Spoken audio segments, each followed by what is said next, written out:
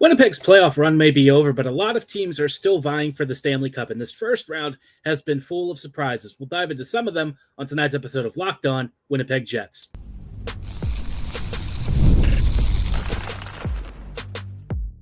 You're Locked On the Hockey Jets, your daily podcast on the Winnipeg Jets, part of the Locked On Podcast Network, your team every day.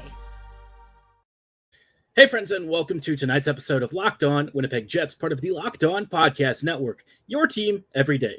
I'm your host, Harrison Lee, an avid Winnipeg Jets fan and an online blogger.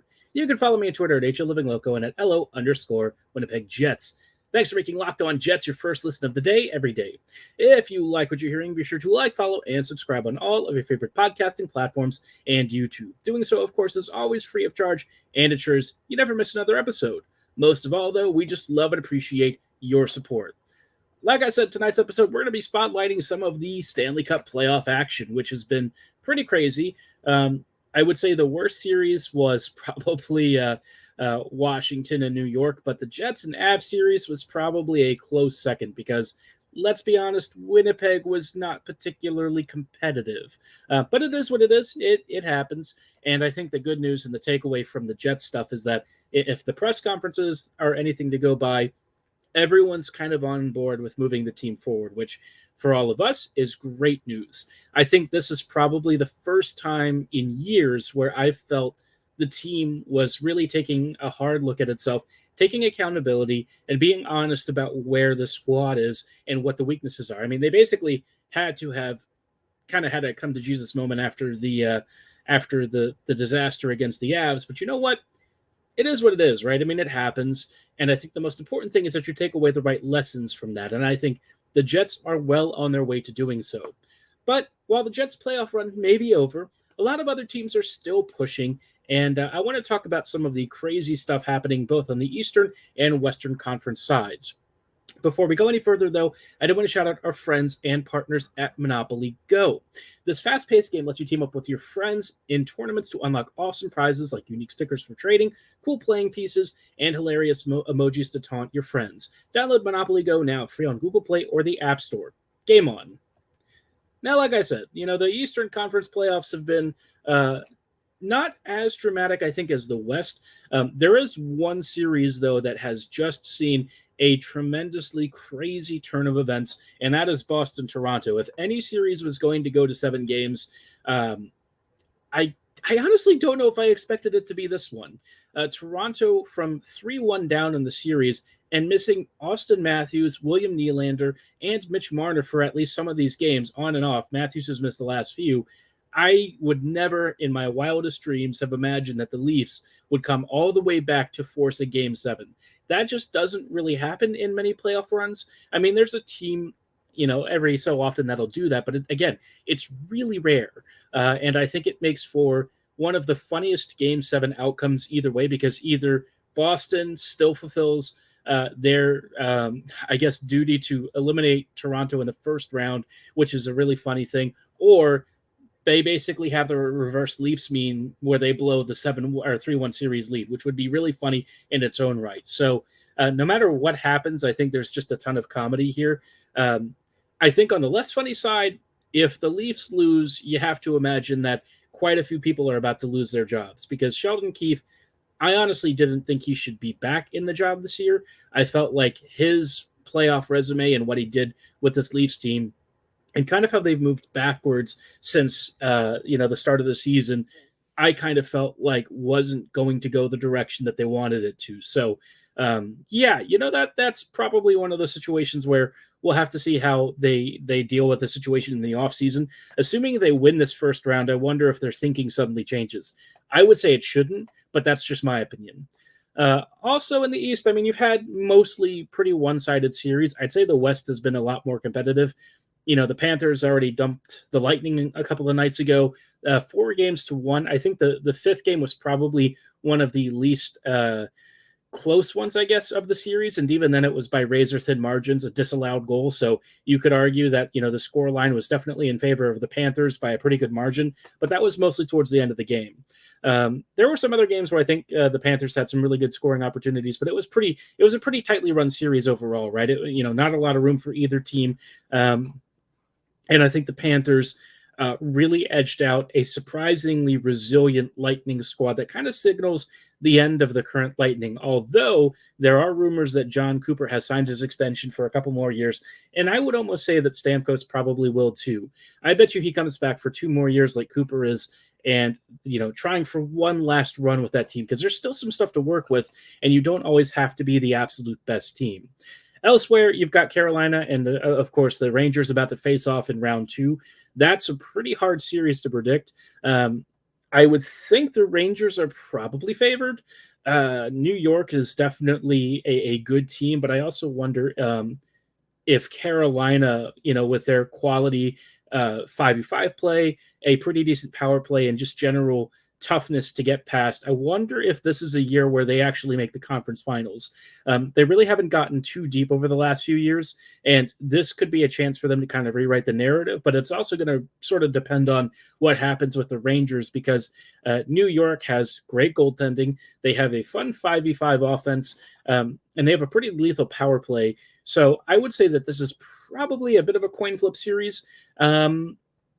I might lean towards the Rangers just because they have home ice advantage first, from what I recall. So I would say that if the Rangers can win Game 1, it would put them in the driver's seat. I think that's probably where I'm going with. I think in the Boston-Toronto series, Toronto will probably win on the road. It's a little bit iffy, right? That's a really tight series. 3-3. I mean, I just don't think anyone expected Game 7. But regardless of who comes out of that series, I mean, the Panthers are probably going to mop them up pretty quickly. I would say in 5 or 6 games. I got to be honest, I don't think either the Bruins or the Leafs are really set up well to take on the Panthers. They're going to be facing a rested squad too, after just having played a long series. And there's something to be said about being rusty after time off. But I kind of feel like, I don't know, this Panthers team is just pretty dangerous. Maurice has them playing really well. They were just in the Cup Finals pretty recently. I wouldn't be shocked if they do it again. I think that they're a fantastic team. I think that they're really well balanced. They have a lethal power play. They have lethal scoring. And so whoever emerges out of Boston, Toronto at the end of this week, I don't know if it necessarily matters, but hey, maybe there's a surprise upset and somehow Toronto goes on one of the funniest playoff runs we've ever seen. If it's the Bruins, it's just sort of boring, but I guess it's okay. It'll make for a pretty tightly defensive series. The Bruins and Panthers are both stingy teams, and so you might not have a lot of excitement. But I think a Leafs-Panther series has the potential to be really, really fun and really funny too. So we'll have to see what happens with that. Either way, you've got a pretty decent bracket there. But I would say compared to the Western Conference, the East just doesn't feel like this year like it has the Stanley Cup aura. I feel like the West, with the teams that are coming out of this group, this is where your eventual Cup winner is. You're going to have some battle-tested, battle-hardened squads coming out of an absolute meat grinder of a bracket. And honestly, like if the Jets just faced off against the Stanley Cup winner, I wouldn't be shocked. I think the Avs are playing some of the best hockey I've ever seen from this team. And I know that they undressed the Jets and Winnipeg put themselves in a tough position, but I don't think it really does any discredit to just how good that Avs offense is. They were just terrifyingly good. We'll talk about the Western Conference playoffs and sort of the interesting picture with that in just a moment. Before we go any further, though, I do want to shout out our friends and partners at FanDuel. It's winner take all time in the NBA and NHL, and FanDuel is, of course, giving you a shot to bring home a big win of your own. I know the Jets might be out of the playoffs, but there are plenty of other teams that are currently still in, and if you think you might know who the Cup winner is going to be, this might be your chance to cast a bet. Maybe you're backing the Avs, or maybe you think Dallas is ready to take the crown, or maybe you're looking out at East and thinking, you know what, the Rangers' time is now. They've kind of been through it. They've had, a bit of a rushed rebuild, but maybe, just maybe, it's going to yield the fruit that they have so desperately looked for, and perhaps should have given Henrik Lundqvist instead, but, whatever. Lundy had his amazing career, even if it just didn't result in a title. Right now, though, new customers can get $150 in bonus bets with any winning $5 bet. That's $150 to bet on spreads, money lines, player props, and more. So be sure to pay attention to who you think might be the best team in this field. Visit FanDuel.com/lockedon and make every playoff shot count. FanDuel, America's #1 sportsbook. Hey, friends, and welcome back to today's episode of Locked On Winnipeg Jets, part of the Locked On Podcast Network, your team every day. Everydayers, thank you so much for rejoining us on today's episode as we are just talking about a pretty crazy start to the NHL playoffs.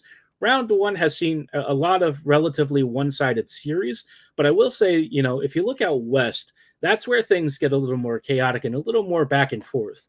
We'll talk about the Western playoff picture in just a moment because I think that might be the more intriguing of the two. But before we go any further, just thought you should hear something really cool for all of you who are Fox Sports or ESPN watchers. If you find you have to turn down the volume with all the shouting, maybe you should switch to Locked On Sports Today, a free 24/7 sports streaming channel programmed for you daily to bring you the biggest stories without all the screaming. Locked On Sports Today brings you can't-miss analysis, opinions, and news streaming 24/7 on YouTube or the free Amazon Fire TV channels app, part of the Locked On Podcast Network, your team every day. Now, like I said, the Jets, obviously are out of the Western Conference picture. And in my mind, having watched some of these games, I got to be honest, I really feel like this is another Colorado Cup run. This Avs team just turned it on at a level that, I mean, how do you even describe what you saw? They eviscerated Winnipeg's defensive structure, their neutral zone play, their offensive breakouts. They sat there and just... they demolished us. That's the only way to describe it. And this is like at a level that people don't ever do to the Jets. Not in the game series, right? You look at the regular season, and the Jets had some bad games off and on, but usually after a bit of a losing streak, they would kind of turn things around and start to put two and two together. But Colorado just utterly annihilated the Jets. It's actually a historical playoff performance in terms of like consecutive games giving up like 5+ goals that, and the Jets, I think, became the first team in history. There was like a certain circumstance. I forget if it was like after winning the Jennings Trophy or something. So whatever the condition was, the Jets, of course, had an unfortunate milestone, which seems to follow the Jets. We're either generous to first career NHL goals for rookies or some other scoring streak milestone. So let's hope that the Jets stop being generous and get their own milestones at some point. While the Avs are resting, though, they're waiting for one of Dallas or Vegas. And Dallas just the other day forced a Game 6. And, after both teams actually won all of their games on the road, this is a fascinating situation where the Stars are really on the path towards getting through to the series against Colorado.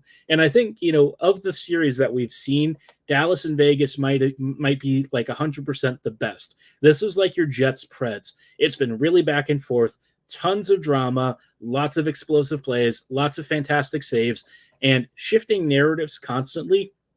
In my mind, I think this has been perhaps like your cup final of sorts in terms of quality, but at the end of the day, one of these teams is going to have to go against the Avs. And I got to be honest, as good as Dallas and Vegas are, I don't really think they're playing at the same level. I know that sounds crazy, but the Avs, just with the way that they were basically custom built to destroy Winnipeg's entire D structure, and like this is a Jets team that was literally one of the stingiest in the whole league. I don't know how either a Vegas or Dallas survives this. I mean, they're going to face a rested Avs team. They're going to have to face them. Vegas will have to face them on the road at first. Dallas will have home ice advantage to open, but I don't know if that really matters. I mean, the Avs just seemingly lit up the Jets like a Christmas tree, whether it was at home or in Winnipeg. So, I mean, in terms of like an opening round, this was definitely the hardest quadrant to go through. If you come out of these brackets on this side, you are basically like a cup champ already. That is the quality of teams that exist in this foursome. And, Vegas has really turned it up. The Stars have turned it up. Winnipeg, unfortunately, got roasted, but the Avs, they absolutely elevated their game to another level. So this really, for me, feels like the group that's going to have whoever is the title winner. But by the same token, because this bracket was so hard, this might also be where, fatigue and exhaustion and injuries start to take a toll, right? So we'll have to see on that one. But I do think the cup winner comes out of this group. On the other side, you've got the Pacific Division. And this one is a very fascinating group because you have some very fun but flawed teams that are playing good hockey, but I just don't think that they're at the level of what we've seen in the Central. Vancouver and Nashville are in a similar Dallas-Vegas series.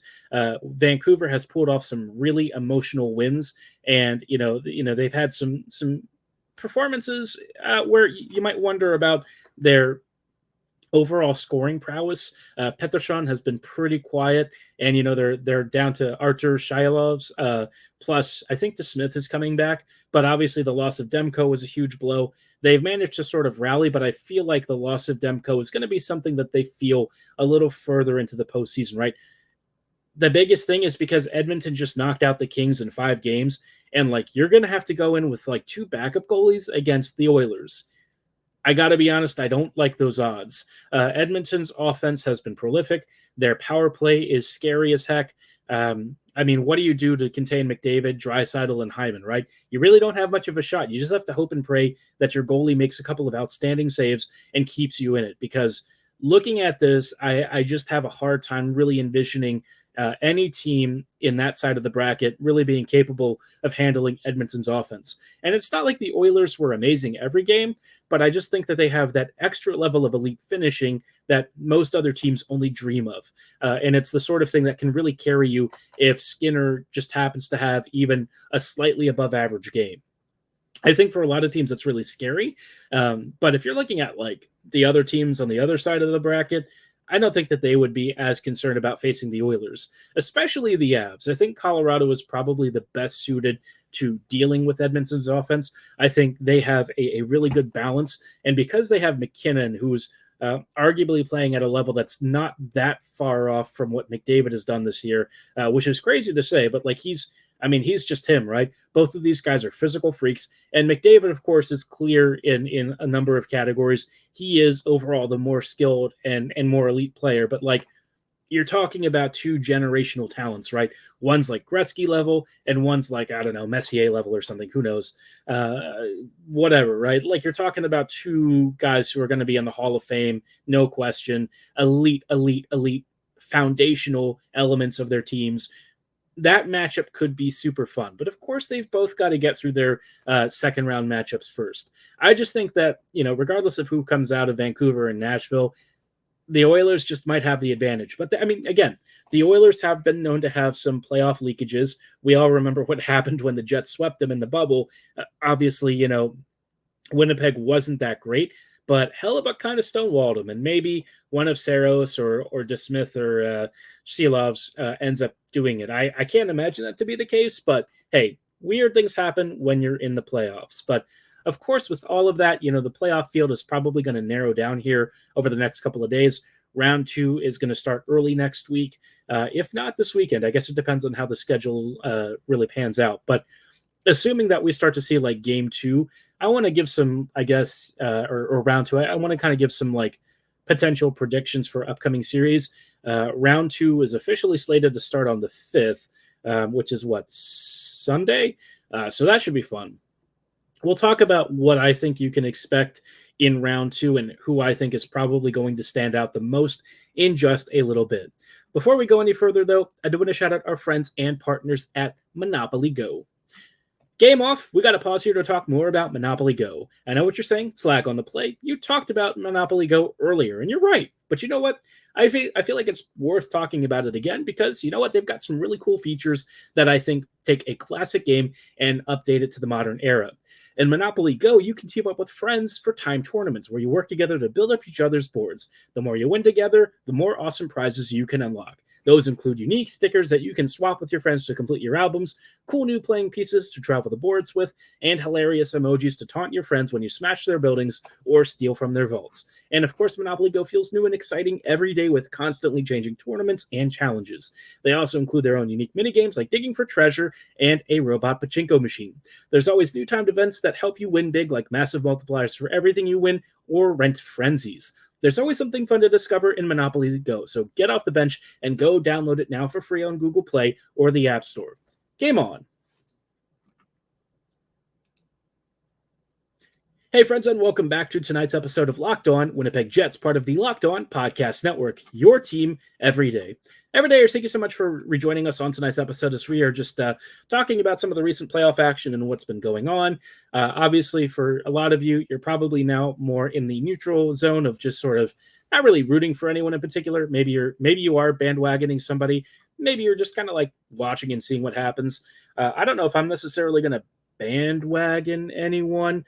But I guess I'm rooting for like certain outcomes. Maybe like the Avs advancing and winning the cup makes me feel a little bit better about getting curb stomped by them.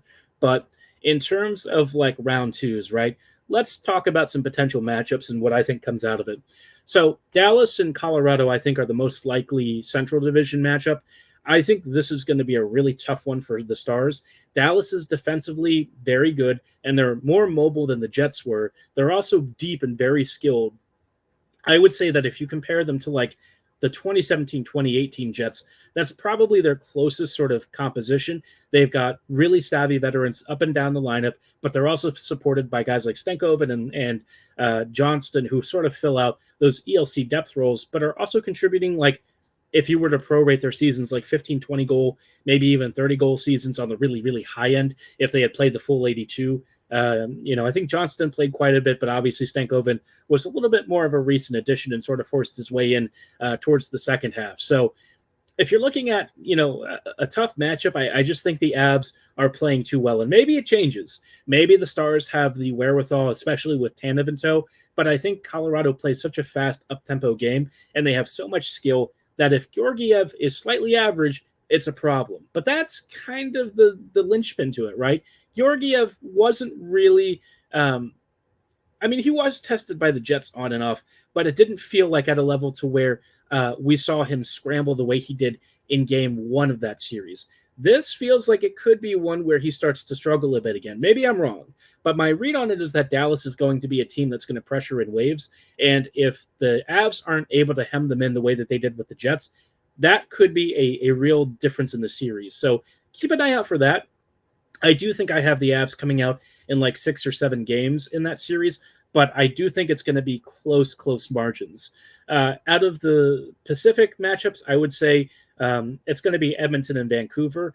I think Edmonton has a pretty clear advantage. Not that the Canucks are not going to make it close, but I think the Oilers just have a little bit more elite talent, and unless Pettersson really starts lighting it up, I think it's going to be tough, right? Miller and Besser and guys like that have really been carrying the load for Vancouver's offense on top of having Quinn frickin' Hughes. But with McDavid and Draisaitl and Hyman able to basically turn the tide of a single shift at any point in the game, I just don't know. I think that's a bit of a mismatch. Any team that faces the Oilers is going to face this. And Stuart Skinner's been a lot better in net than I think I expected. So he hasn't really been tested a lot in some of these games. The Kings definitely got lots of shots on goal, but I think in terms of really high danger stuff, I think Vancouver will be a bigger test for him. So we'll have to see. I think Edmonton comes out in 6 games in that, but I am definitely open to debate on that one because I think that's going to be more of a coin flip series with the Oilers having a couple of very key advantages, but, wild cards in terms of the defending and goaltending. So if we're talking about who I think comes out of like a Western Conference final between, say, Colorado and Edmonton, I got to go with the Avs, man. I think they're just too good. On the Eastern side, I think you're going to have Panthers and Leafs. I think Boston's just maybe running out of steam, and honestly, they're not so great. Evolving Wild just tweeted something about that. The fact that the Bruins have lost a couple of games while Matthews and Nylander and Marner have, been on and off in this series kind of says that the Bruins ain't so good, and I think that's probably true. I think they definitely got carried a little bit by goaltending this year, and now it's starting to become apparent that maybe the shine on that team is starting to wear off. Toronto and Florida, it's pretty clearly in the Panthers' favor. It could happen in as quickly as 5 games. I think the Panthers are just better in all facets, and with how quickly they dispatch the Lightning, I think that has to be pretty scary for Toronto. I think the Leafs are a little more do I want to say consistent? I don't know. I don't know how to even categorize them this year because they're just a weird team. But I just think Toronto is in for a rude awakening against Panthers. But, they're going to have to survive Boston first. If the Bruins somehow make it, I just don't think it really matters. I think the star talent in Florida is enough to overwhelm them. And I think, again, they would probably be out in 5 or 6 games. The only thing that they really have to lean on is probably the goaltending. And that's not going to be enough against the Panthers. Then if you have Panthers against either of those teams, like I said, it's probably not going to be too close. On the other side, I think, like I said earlier, it's a coin flip, Rangers and Canes. I lean Rangers in that one, but I think it's going to be a really tight race. And if you have like a Rangers and Panthers conference final, I might go with the Panthers. I think that's a 7-game series. That's going to be a bit of a coin flip one. The Rangers, I don't know. I have a slightly challenging time buying into them sometimes. When I saw how they played against Washington, there were definitely games where they kind of schooled the Caps, but I also felt like at 5v5, there were moments where they were lacking a little bit for me, right? I think I kind of just have that nagging feeling like the Panthers are a team that's going to give them fits. I think they're going to have a really tough series against the Canes, and maybe they don't even make it out of it. If that's the case, obviously it's going to be a tight series and it's going to be closely contested, but I just wouldn't be shocked if something happens and the Rangers either don't make the conference finals, or if they do, they get knocked out by someone like Florida. I just think the Panthers are playing at a truly elite level. If we're talking about an Eastern Conference team that's comparable to, what the West is putting out, it's definitely Florida. They're sound defensively. They've got a great offense. And there's just a lot to like in terms of what the Panthers are putting out there, with Bobrovsky and net also putting up pretty elite performances. So they've got, all these pieces. Maybe this is their year, but they're going to, if they make it through and they get to the Cup Finals, they're most likely getting like Colorado or something. And that's a terrible matchup if you're the Panthers. The Avs are a team that you just don't want to face in the playoffs. The Jets kind of got a hard lesson in that. Either of Dallas or Vegas is about to get a really big lesson in that. And probably, the Oilers at some point will have a similar experience. So, man, this playoffs feels like it's pretty wide open. I think there's a lot of teams that are in decent shape to make a competitive run, but I don't know, man. If you're looking at like a field with Colorado, Florida, Edmonton, I just feel like the Avs are playing at a level that should frankly terrify everyone else, but we'll see. The playoffs are crazy. If the Stars were to beat the Avs or something, what a story that would be, I'll tell you. And it would also really give credence to the idea that the Jets next year really need to lean on those youth. You start bringing the kids in through the ranks up in the regular season, and it sets you up for a fun playoff run. Sure, you might take a step back in the standings a bit, but if the Jets can squeak in with a talented young roster that has most of a full season of experience supplementing really good veterans, that's all I'm going to say.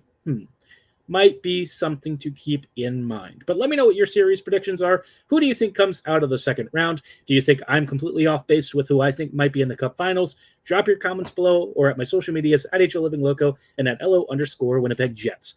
For tonight's episode, though, that's going to be all the time that we have. I thank you so much for making Locked On Jets your first listen of the day, every day. We'll see you here next week with some early round 2 coverage and also continuing Jets off-season coverage. But like I said, all the time that we've got tonight. As always, have a great night and go Jets go.